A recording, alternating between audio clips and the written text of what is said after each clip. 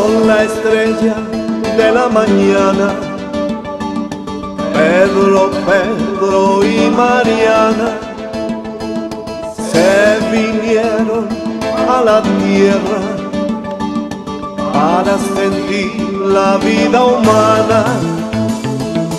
Se olvidaron de su planeta, dejaron toda inocencia, nacieron sobre esta tierra para aprender con la experiencia. Pedro, Pedro y Mariana llegaron una mañana.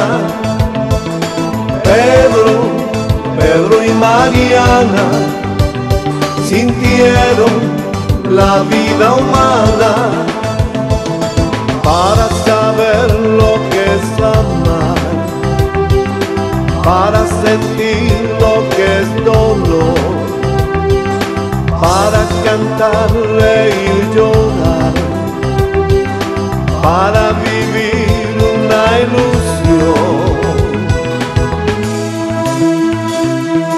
Pedro y Mariana son humanos, igual nosotros sus hermanos, viviendo sueños y emociones. Así nos fuimos quedando. Pedro, Pedro y Mariana llegaron una mañana.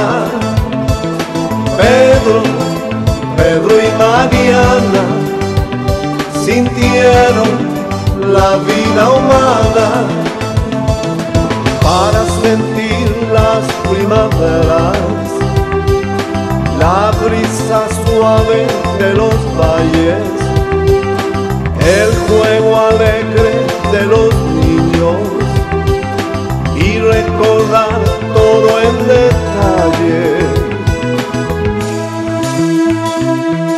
Pedro y Mariana ya recuerdan dónde se encuentra su estrella.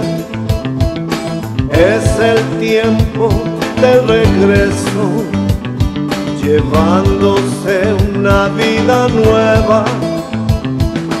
Pedro, Pedro y Mariana llegaron una mañana.